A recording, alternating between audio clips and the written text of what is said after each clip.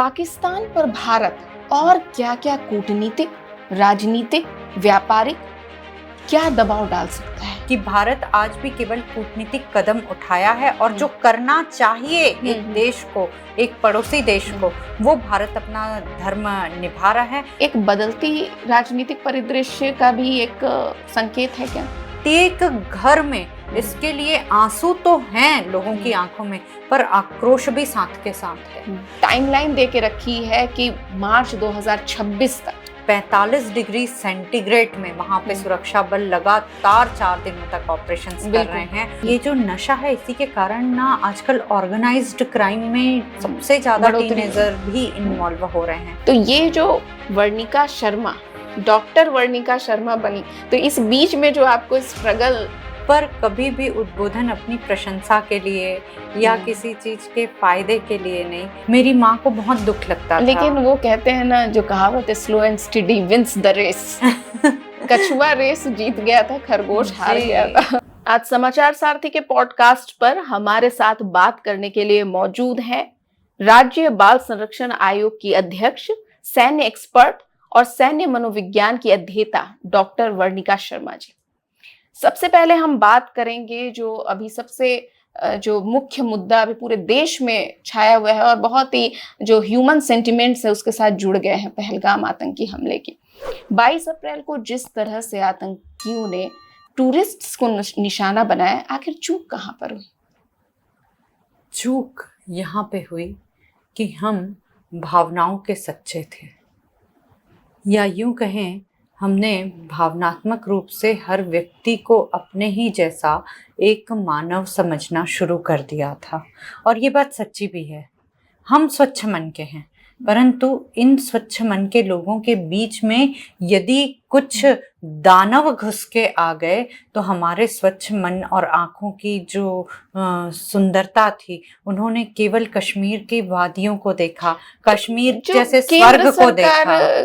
का intelligence failure, जैसे केंद्र सरकार ने ये चूक मानी है कि कहीं ना कहीं इंटेलिजेंस फेल्योर हुआ। देखिए, स्वाभाविक सी चीज है। पिछले कुछ वर्षों में आप थोड़ा सा बैक जाके देखें और थोड़ा से थोड़ा और बैक जाके देखें। एक वो भी दिन हम लोगों ने देखा है जब कश्मीर का नाम सुनते ही हम दहल जाते थे। मेरी एक बहुत ही बचपन की सहेली थी जो कश्मीर में ट्यूशन क्लासेस लेने गई थी। यहाँ अंदर गांव की बेटी थी और उन दोनों पति पत्नी ने निर्णय लिया था कि हम वहीं, जहाँ पहलगाम की आज हम बात कर रहे हैं, मिनी स्विट्जरलैंड, और वहां पे जाके वो ट्यूशंस पढ़ाती थी। वो दिल दहलाने वाले वाक्य, नजारे, मंजर वो अपनी खुली आंखों से देखा करती थी और वो तभी भी वहां पे जाके ट्यूशन पढ़ाया करती थी। फिर एक मौका हमने ऐसा भी देखा जब कश्मीर भयमुक्त होने की कगार पे आ गया। गए क्या? और यही वजह थी कि आतंकी, और जो खास तौर से हम सब जानते हैं पड़ोसी वही हमारा पड़ोसी देश, ये बौखला गए और उनको ये लगने लगा कि इन मानवों के बीच हम कुछ दानवों को निश्चित रूप से छोड़ते हैं और फिर से, जिसे मिलिट्री की भाषा में कहते हैं, डिटरेंस क्रिएट करना, भयादोहन की स्थिति क्रिएट करना। तो उसके लिए उन लोगों ने मासूमों को अपना निशाना बनाया और आज उस समय को कालकलवित किया क्योंकि अभी तक टूरिस्ट्स पर इस तरह के हमले नहीं होते थे। 1989 से कश्मीर में आतंकवाद ने पैर पसारना शुरू किया, कश्मीरी पंडितों को भगा दिया गया, पाकिस्तान समर्थित जो आतंकवाद था। लेकिन टूरिस्ट पर सीधे निशाना साधना, तो क्या आतंकवादियों ने स्ट्रेटेजी अपनी बदल ली है? आर्टिकल 370 के खत्म होने के बाद जो है वहां की शांति रास नहीं आ रही। वहां पे लोग खुली सांसें लेने लगे थे, वहां पे फिर से खुशी की बयार चल रही थी। और प्रज्ञा जी, मैं बताऊं कि पिछले कुछ दिनों में जो परिवेश वहां बन रहा था, लगातार टूरिस्ट आने जाने लगे थे, अपनी खुशियों का वो गढ़ बनाने लगे थे सुंदर से। तो आज यही बात उन लोगों को नागवार गुजरी और आज यही वजह थी कि वहां पे लोगों के लिए, उन लोगों ने, टूरिस्ट, आप बताइए ना, यदि मिलिट्री या वर्दीधारी के लिए वो सीधा इस प्रकार का आक्रमण करते तो मुंह तोड़ जवाब पाते वो उस जगह पे। पर उन्होंने हमला किनको? जिनके पास कोई हथियार नहीं था, वो तो अपनी खुशी ढूंढने गए थे, अपने परिवार के साथ सुंदर पल बिताने गए थे, उस पल को उन्होंने लहूलुहान किया, ताकि आने वाले, गोली एक को पड़ी है प्रज्ञा जी, लेकिन उन्होंने मन पे चोट कई लोगों के की है, पूरे भारतीयों पे, इसलिए सभी की है, भारतीयों पे। इसलिए की है कि जब आप मिलिट्री वाले को गोली दागते हैं तो पक्का पता होता है कि हमको एक बैकफायर भी मिलेगा, पर उन मासूमों के मन को जो आहत किया है, जो आने वाली पीढ़ियां हैं, उन्होंने ये घटना करके एक, मैंने कहा था, डिटरेंस की स्थिति क्रिएट की है, भयादोहन।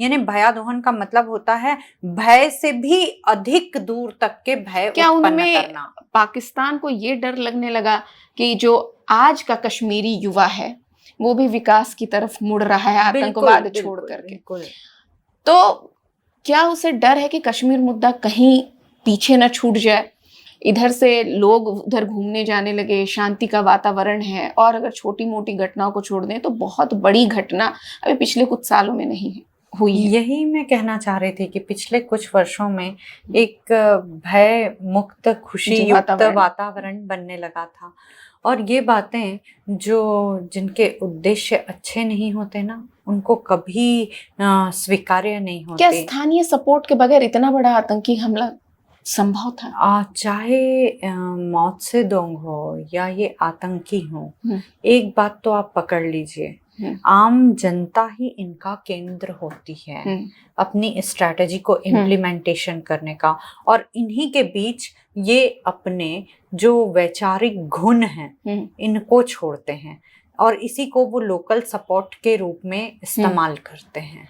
लेकिन ये एक अच्छी बात है कि इस तरह के नक्सली आतंकी हमले के बाद जो पूरे भारतीय एकजुट हुए, और इस बार जो है विपक्ष ने भी रणनीति बदलते हुए इस आतंक के मुद्दे पर केंद्र सरकार की हर कार्रवाई को समर्थन देने की जो बात कही है, ये एक बदलती राजनीतिक परिदृश्य का भी एक संकेत है क्या?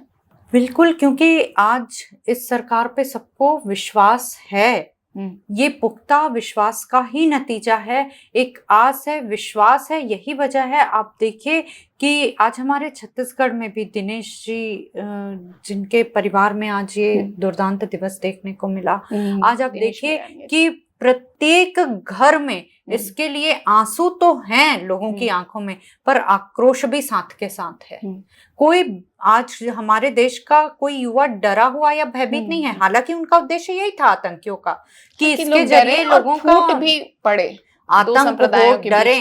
पर आज ये जो विश्वास का जो एक लीड लिया है सरकार ने, इसकी वजह से हम देख सकते हैं कि जो नेतृत्व है, शीर्ष नेतृत्व, उसमें विश्वास दिखाते हुए कि पक्का अब कुछ तो होगा, और जो कुछ तो होगा वाला विश्वास है, उसमें आज देश का प्रत्येक युवा खड़ा हुआ है। भारत ने पाकिस्तान के खिलाफ कुछ कूटनीतिक कार्रवाई की, 1960 का सिंधु जो जल समझौता है उसको रद्द कर दिया, मेडिकल वीजा सिर्फ 29 अप्रैल तक है, अटारी बॉर्डर से जो लोग परमिट लेकर के भारत में घुसे थे उनको भी 1 मई के पहले वापस चले जाना है। उसके अलावा SBS वीजा भी रद्द कर दिए गए। लेकिन इधर पाकिस्तान ने भी जो भारत को धमकी दी, गिदड़ भभकी एक तरह से, कि हम इसको जंग का ऐलान मान रहे हैं, और उन्होंने भी वहां इंडियन एम्बेसी के पास से सुरक्षा हटा ली। कई सारे लोग जो पाकिस्तानी हैं वो वहां पर नारे लगाने लगे और शिमला समझौता रद्द करने की बात की। तो ये पाकिस्तान इतना बौखलाया हुआ क्यों है? इस तरह के कदम उठाकर वो भी कहीं ना कहीं इस बात को स्पष्ट कर रहा है कि हाँ, इस आतंकी हमले के पीछे वो है।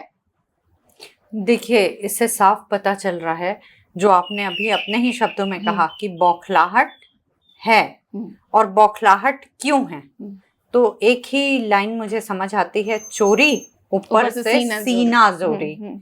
ये बात स्पष्ट रूप से है कि गलती आज उसकी है, इसीलिए वो बौखला रहा है, जबकि भारत आज भी अपने प्रत्येक कदम को रणनीतिक कौशल के साथ ही उठा रहा है। जब भी इस प्रकार की कुछ चीजें होती हैं, भारत ने अभी चाहता तो वो सीधे आक्रमण कर सकता था, परंतु भारत सीधे आक्रमण की ओर न जाके प्रथम दृष्टया कूटनीतिक रूप से आगे बढ़ रहा है, और ये चीजें वो कर रहा है और परिप्रेक्ष्य में है, और इसको करना ही भारत की कुशाग्रता को दिखा। पाकिस्तान पर भारत और क्या क्या कूटनीतिक, राजनीतिक, व्यापारिक क्या दबाव डाल सकता है?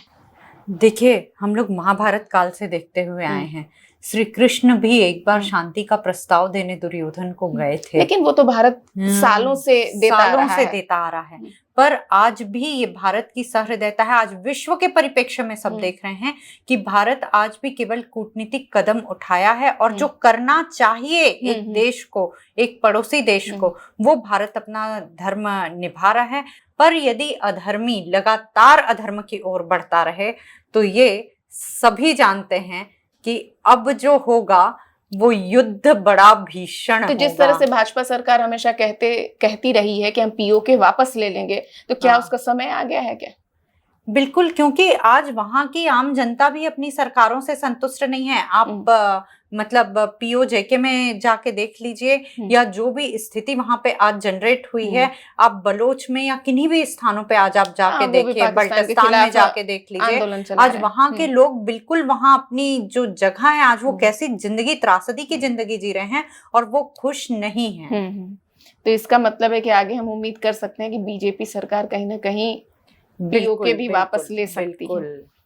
आप नक्सल एक्सपर्ट भी हैं। अभी छत्तीसगढ़ के बीजापुर में बहुत बड़ा, अब तक का सबसे बड़ा जो सुरक्षा बल का जो अभियान चलाया जा रहा है, तो जैसे केंद्रीय गृह मंत्री अमित शाह हमेशा कहते रहे हैं, जो उन्होंने वो टाइमलाइन दे के रखी है कि मार्च 2026 तक नक्सलियों का सफाया राज्य से हो जाएगा, तो क्या उसके पहले ही हम लक्ष्य पा सकते हैं क्या? ये उसकी तरफ ही कदम है क्या? जी बिल्कुल, एक अच्छे होमवर्क की तैयारी है प्रज्ञा जी, और अच्छा होमवर्क के लिए सुंदर अक्षर बहुत जरूरी होते हैं, स्पष्ट अक्षर जरूरी होते हैं। और आज ये जो 45 डिग्री सेंटीग्रेड में वहां पे सुरक्षा बल लगातार 4 दिनों तक ऑपरेशन कर रहे हैं, और उस चोटी पे जाके ऑपरेशन कर रहे हैं जहां पे जाना पहले कभी नामुमकिन होता था। एक गुफा भी मिली है, और बताया जा रहा है, जो गुफा का जो वीडियो सामने आया है, कि उस गुफा में 1000 नक्सलियों के रहने, वो भी रसद के साथ रह सकते हैं। नक्सलियों का एक्चुअली प्रज्ञा जी यहाँ पे बताना चाहूंगे कि 2-3 प्रकार के उनके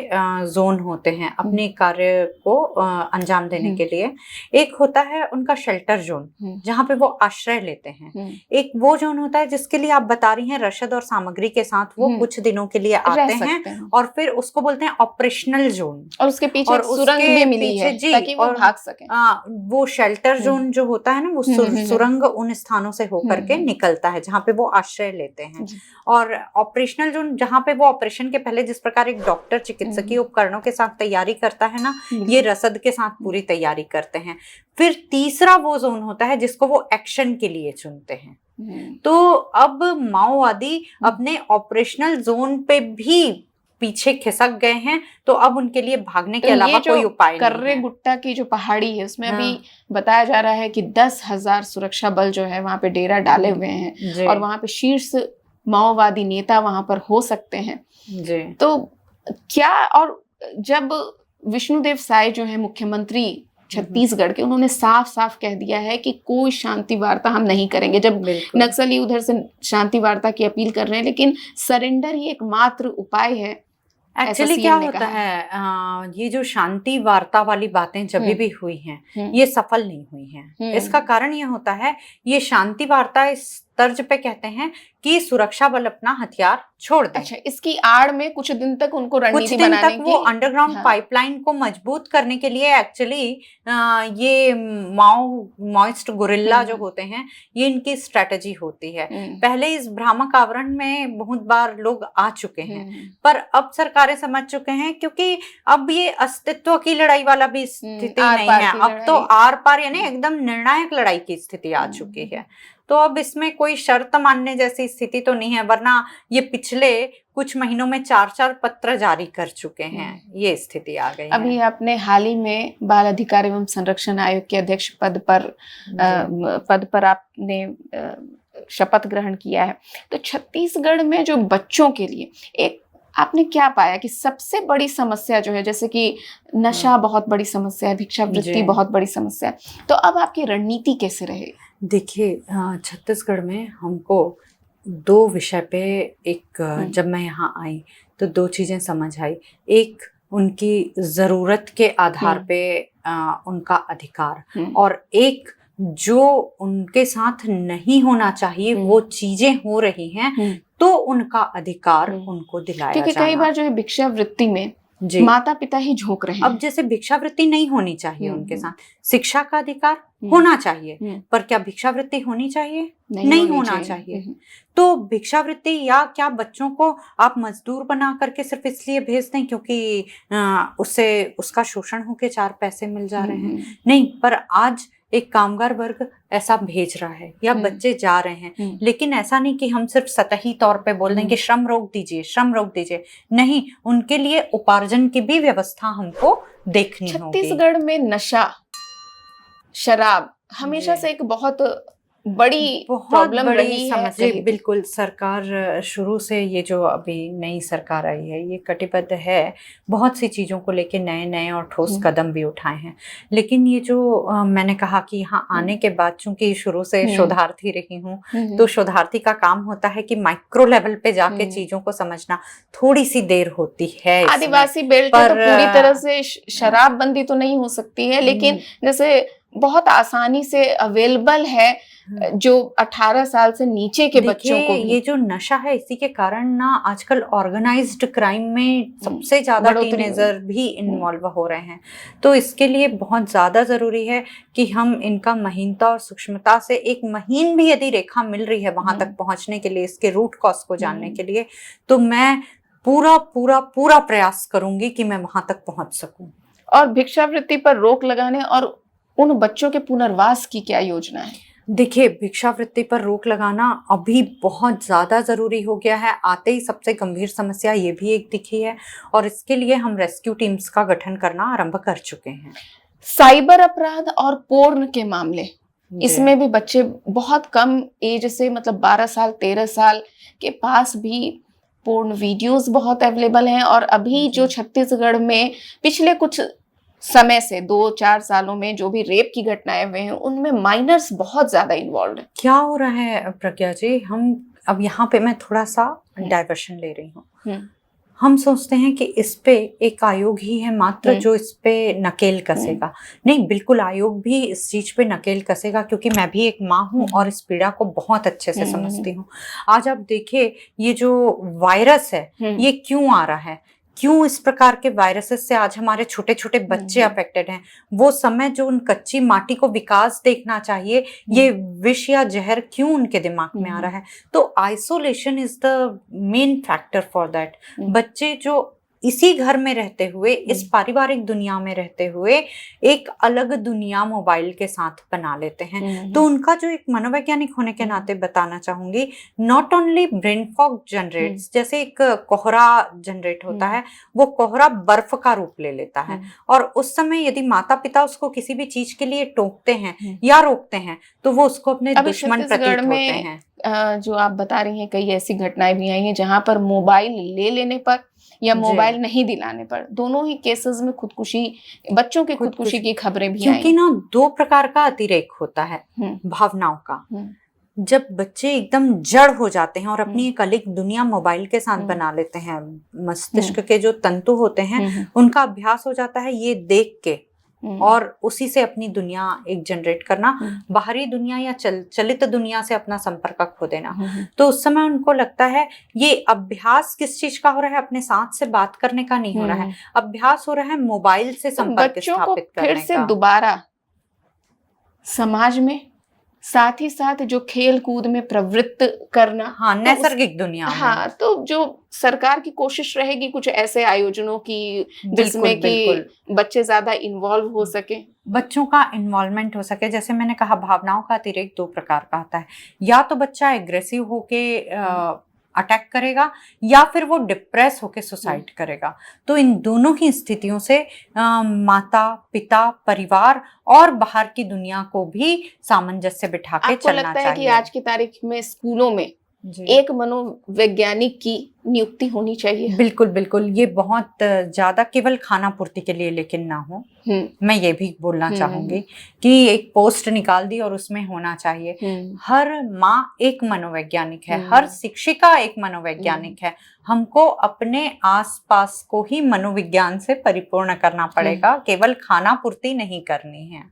अब मैं आपसे थोड़ा सा हल्के फुल्के सवाल लूंगी। सबसे पहले तो ये एक महिला होने के नाते जी जो बहुत मुश्किल होती है कि अपना एक स्थान जो है समाज में बनाए, तो ये जो वर्णिका शर्मा, डॉक्टर वर्णिका शर्मा बनी, तो इस बीच में जो आपको स्ट्रगल फेस करना पड़ा उसके बारे में हमारे दर्शकों को कुछ बताइए।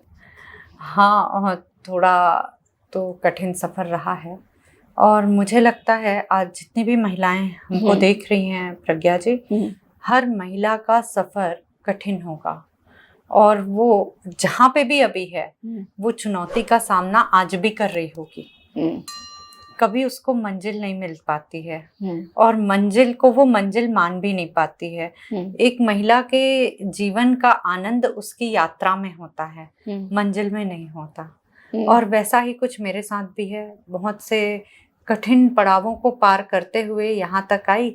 एक कमजोर पक्ष कहूँ या सबल पक्ष कहूँ, कभी अपनी बातों को बहुत ज़्यादा कि मैंने ये संघर्ष किया वो संघर्ष किया, ऐसी गाथाएं नहीं गा पाई। क्योंकि हमेशा से पिताजी दो पंक्तियां कहते थे, जब भी हताश होता था मन, उदास होता था मन, कि जितने कष्ट कंटकों में है जीवन उनका सुमन खिला, और गौरव गंध उन्हें उतना ही यत्र तत्र सर्वत्र मिला, ऐसा बोलते थे। और अब तो मेरा मन फकीरी स्वभाव का हो गया है, कुछ मिल जाए तो भी अच्छा और कुछ ना मिले तो भी प्रभु की इच्छा, इतना मान के अपने जीवन को ईश्वर रूपी एक नैया में संचालित करते हुए देखती हूँ। चूंकि आध्यात्मिक स्वभाव है और मेरे जीवन का दूसरा पक्ष टेक्नोलॉजी भी है, तो मैंने अब कह दिया स्पिरिचुअलाइज द टेक्नोलॉजी। और इस उद्देश्य के साथ जन कल्याण के भाव के साथ अभी समाज में जा रही हूँ। और बचपन से ही कभी अपने लिए कुछ करने का उद्देश्य नहीं रहा। आपकी बातों से ऐसा लगता है कि आपकी सफलता के पीछे पिता का बहुत योगदान रहा है।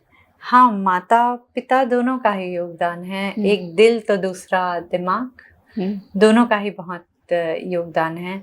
पिताजी बचपन से ही मुझे अखबार पढ़ाते थे और ऐसा नहीं कि उन्होंने इसको पढ़ने से अच्छा होता है किया।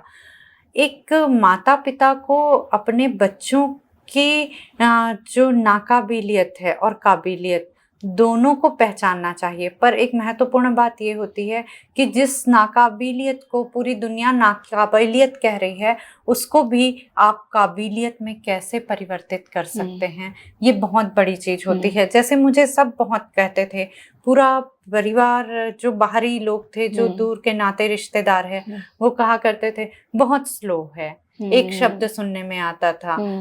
कुछ लोग तो उपहास बना के कुछ शब्द भी कहा करते थे, बहुत ही स्लो। और मैं सच में बहुत स्लो थी, मेरी माँ को बहुत दुख लगता था। लेकिन वो कहते हैं ना, जो कहावत है, slow and steady wins the race. कछुआ रेस जीत गया था, खरगोश हार गया था। तो मेरे पिताजी ने कभी मुझे मना नहीं किया कोई भी कार्यक्षेत्र चुनने से। उनको बहुत ही स्लो, बहुत ही सीधी, बहुत ही अंतर्मुखी लड़की। और आज आप देखिए कि लगातार मंचों पे मैं जरूर उद्बोधन देती हूँ। अभी तक 423 मंचों पे जाके उद्बोधन दे चुकी हूँ, पर कभी भी उद्बोधन अपनी प्रशंसा के लिए या किसी चीज के फायदे के लिए नहीं, वही मनमस्त फकीरी धारी है गाते हुए जन कल्याण के लिए ही दिए।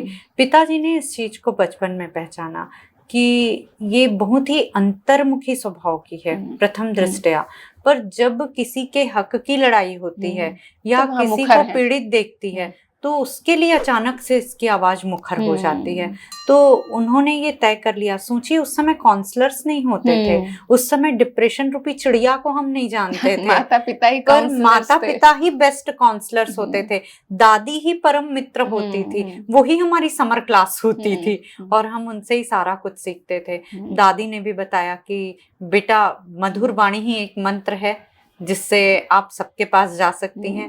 यही कुछ कुछ छोटी छोटी चीजें थी जो सीखते हुए आई। और यही वजह थी कि जिंदगी की बहुत कड़क धूप में भी रही तो बुजुर्गों का अपने आसपास के लोगों का, मैं महासमुंद की रहने वाली हूँ, हम्म, वहाँ प्रत्येक घर मेरा मायका है, ऐसा मैं मान के चलती थी। और आज पूरा छत्तीसगढ़ का कोई कोना नहीं छूटा है, कोई जिला नहीं छूटा है, कई सारे मायके तैयार हो गए हैं मेरे। और आपकी हॉबी क्या है, या जब खाली रहती हैं तो किस तरह से अपना वक्त गुजारना पसंद खाली तो बहुत कम हो पाती हूँ। मैंने अभी आपसे थोड़ी देर पहले कहा कि जो व्यस्त हैं वही मस्त हैं, और जो व्यस्त नहीं वही अस्त व्यस्त हैं। तो मुझे अस्त व्यस्त होने का मौका कभी ईश्वर ने नहीं दिया। एक छोटा सा भी अंतराल मिला तो मैंने अपने आप को व्यस्त कर लिया। मेरी हॉबी यही है कि कुछ अच्छे से संगीत सुन लूं, कुछ अच्छी सी कविताएं लिपिबद्ध कर लूं, इतना ही है। मन की भावना को कविता के रूप में लिख देना, कागज में लिख देना, बस इतना ही है। हमारे दर्शकों के लिए कोई संदेश? मन के हारे हार है और मन के जीते जीत। कभी अपने मन को ना हारने दीजिए, क्योंकि आप देख सकते हैं आज आपके सामने ये जो एक साधारण सी लड़की बैठी है, बहुत ही साधारण सी लड़की है, और मन से कभी नहीं हारिए। आंखों में आंसू भी आए तो छलकने ना दीजिए, आपको आपकी मंजिल स्पष्ट दिखाई देगी। यानी कि जब तक इंसान खुद से नहीं हारता है, उसे दुनिया का कोई भी शख्स हरा नहीं सकता है। हमारे साथ बातचीत करने के लिए वर्णिका जी आपका बहुत बहुत धन्यवाद।